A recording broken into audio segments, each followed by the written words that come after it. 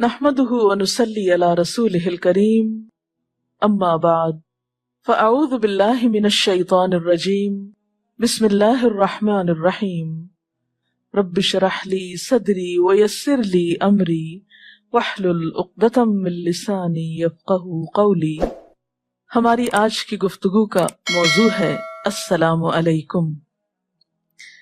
نبی اکرم صلی اللہ علیہ وسلم کا ارشاد ہے، تم لوگ جنت میں نہیں جا سکتے جب تک کہ مومن نہیں بنتے، اور تم مومن نہیں بن سکتے جب تک ایک دوسرے سے محبت نہ کرو۔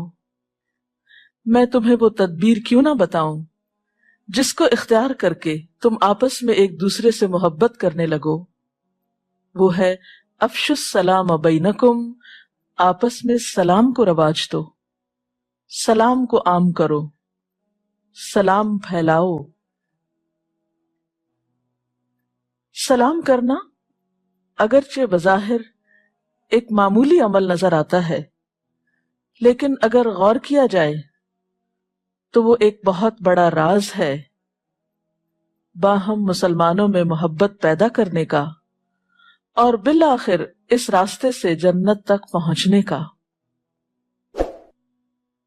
اس لیے ہم سب اس سنت کو عام کرنے کے لیے کوشش کریں تاکہ ہم اس دارالسلام یعنی جنت تک پہنچ سکیں۔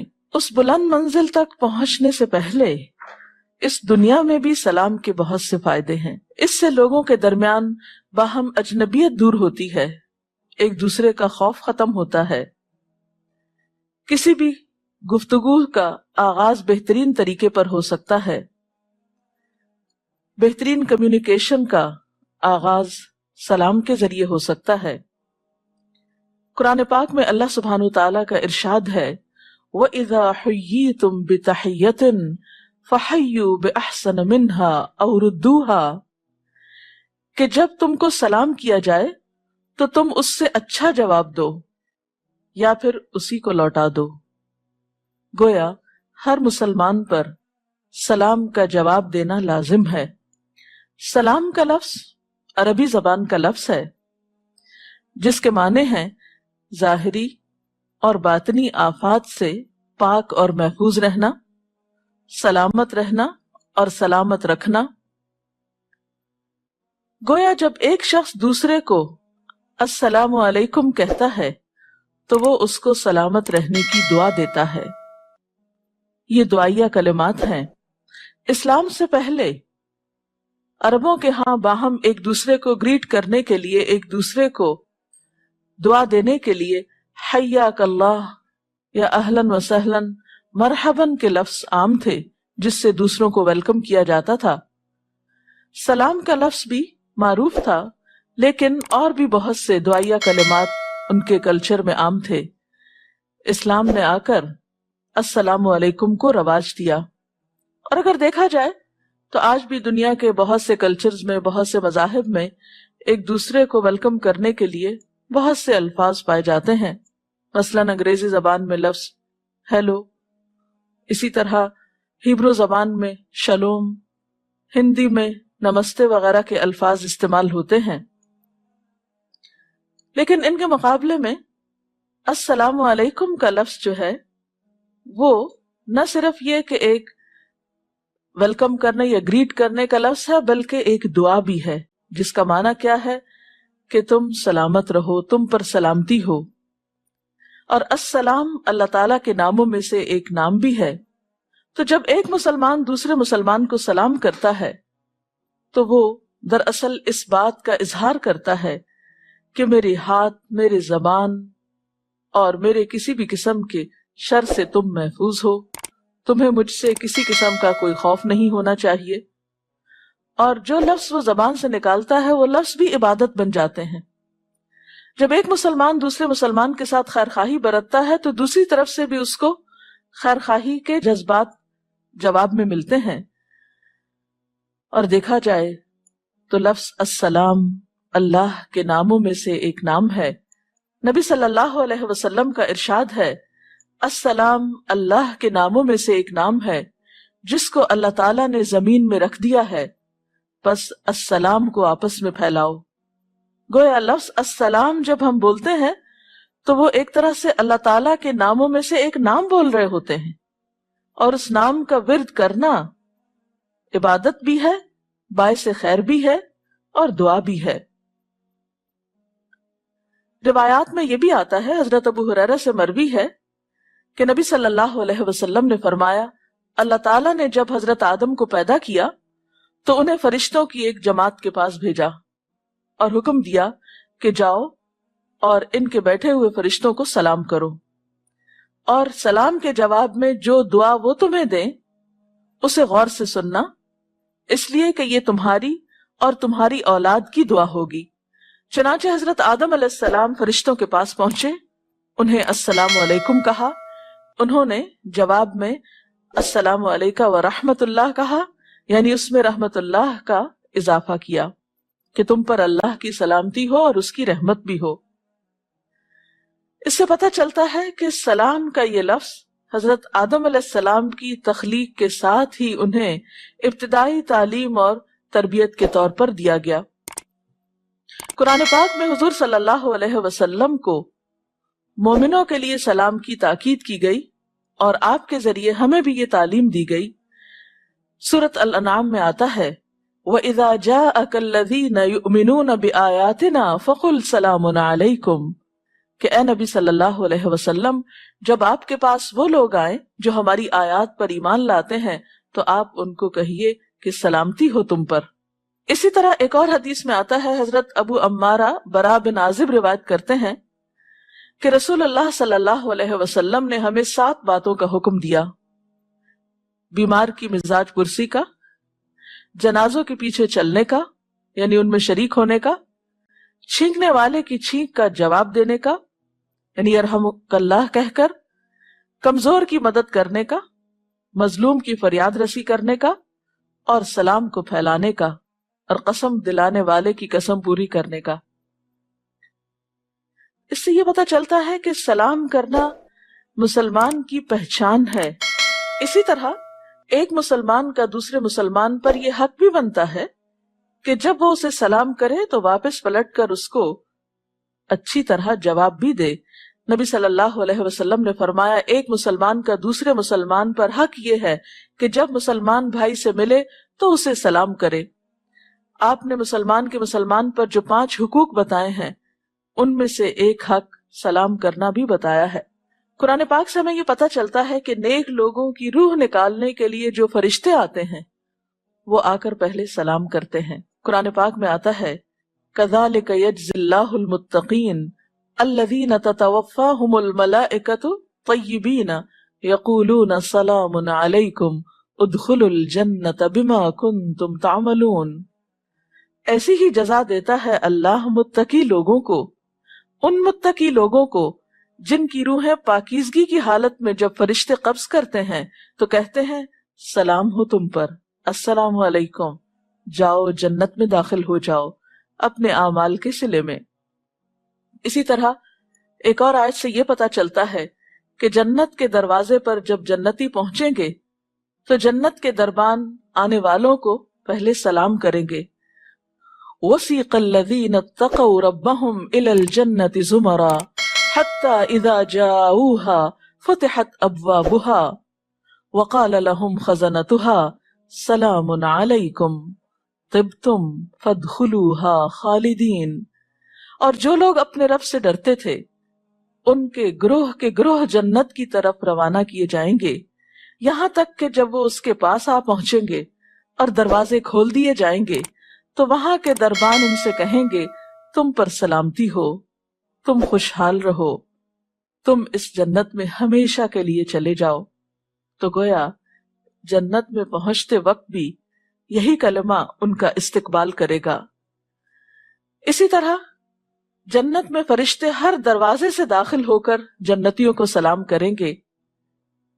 وَالْمَلَائِكَةُ يَدْخُلُونَ عَلَيْهِمْ مِنْ كُلِّ بَابٍ سلام علیکم بما صبرتم فنعم عقبی الدار۔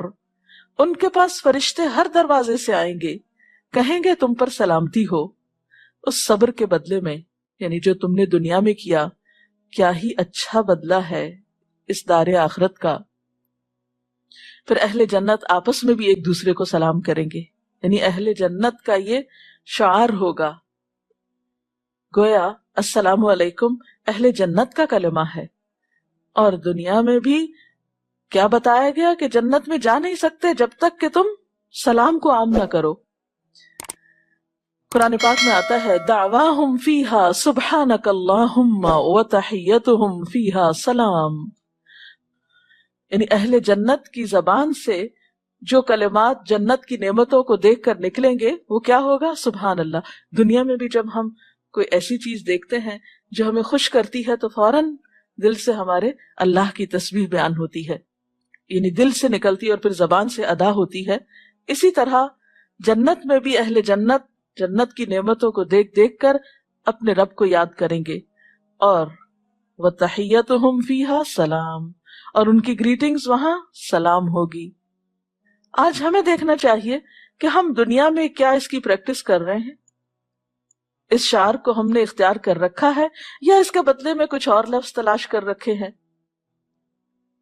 اہل جنت وہاں کوئی لغو بات نہ سنیں گے، لا يسمعون فیہا لغوا ولا تأثیما الا قیلا سلاما سلاما، وہاں وہ کوئی بیہودہ اور لغو اور گناہ کی بات نہ سنیں گے، بلکہ ان کی سماعت پر ہر وقت سلام ہی سلام کی آوازیں ہوں گی، یعنی سلام ہی سلام ہر طرف پھیلا ہوا ہوگا۔ اور سب سے بڑھ کر یہ کہ اللہ تعالی خود اہل جنت کو سلام بھیجیں گے۔ اس سے آپ اندازہ کر سکتے ہیں کہ سلام کتنی ویلیوبل چیز ہے، کتنی قیمتی چیز ہے، کتنی خوبصورت چیز ہے۔ لیکن افسوس یہ کہ بحیثیت قوم ہم اس کلمے سے اجنبی ہوتے چلے جا رہے ہیں، یا یہ کلمہ ہمارے لیے اجنبی ہوتا جا رہا ہے، یا ہم السلام علیکم کہنے کو کوئی بہت اچھی بات نہیں سمجھتے، اور اس کے بہت سے اور آلٹرنیٹ یا متبادل الفاظ ہم نے اختیار کر رکھے ہیں، جبکہ ان الفاظ کا نہ تو کوئی معنی بنتا ہے نہ ان میں کوئی دعا ہے۔ اور اگر کوئی ہے بھی دعا، مثلا کسی کو دیکھ کے یہ کہنا کہ جیتے رہو، تو محض جینے میں تو کوئی خیر نہیں جب تک کہ سلامتی نہ ہو، صحت و عافیت نہ ہو۔ اسی طرح صرف اگر آپ ہیلو کسی کو کہہ دیتے ہیں تو ہیلو لفظ میں کوئی دعا تو نہیں دے رہے۔ تو اس لیے وہ کلمہ جو اللہ تعالی اہل جنت کے لیے پسند کرتے ہیں اور اہل جنت کو خود سلام بھیجیں گے، کیوں نہ ہم اپنی اس زمین کو جنت بنانے کے لیے، باہم انسانوں کے تعلقات کو خوشگوار بنانے کے لیے اس کلمے کو عام کریں، اور نبی صلی اللہ علیہ وسلم کے حکم کے مطابق، آپ کی سنت کے مطابق اس کو رواج دیں، اس کو کثرت کے ساتھ ادا کریں۔ قرآن پاک میں آتا ہے ان اصحاب الجنت اليوم فی شغل فاکہون ہم وازواجہم فی ظلال علی الارائک متکئون لہم فیہا فاکہۃ ولہم ما یدعون سلام قولا من رب الرحیم۔ جنت والے اس دن عیش کے مشغلوں میں ہوں گے، وہ اور ان کی بیگمات گھنے سایوں میں مسہریوں پہ تکیے لگائے بیٹھے ہوں گے، ان کے لیے جنت میں ہر قسم کے لذیذ میوے ہوں گے، وہاں وہ سب کچھ ہوگا جو وہ طلب کریں گے، اور رب رحیم کی طرف سے ان کو سلام کہا جائے گا۔ اب سوال یہ پیدا ہوتا ہے کہ سلام کس کس وقت کرنا چاہیے؟ سب سے پہلے تو یہ کہ انسان ملاقات کے وقت ایک دوسرے کو سلام کرے، اور جو پہل کرے گا اس کا اجر زیادہ ہوگا۔ گھر میں داخل ہوتے وقت سلام کرنا چاہیے، خواہ گھر میں کوئی نہ بھی ہو، پھر بھی آپ قدم اندر رکھیں تو السلام علیکم زور سے پکاریں۔ اللہ تعالیٰ قرآن پاک میں فرماتے ہیں فَإِذَا دَخَلْتُمْ بُيُوتًا فَسَلِّمُوا عَلَىٰ أَنفُسِكُمْ تَحِيَّةً مِّنْ عِندِ اللَّهِ مُبَارَكَةٌ طَيِّبَةٌ، پس جب تم لوگ گھروں میں جانے لگو تو اپنے گھر والوں کو سلام کیا کرو۔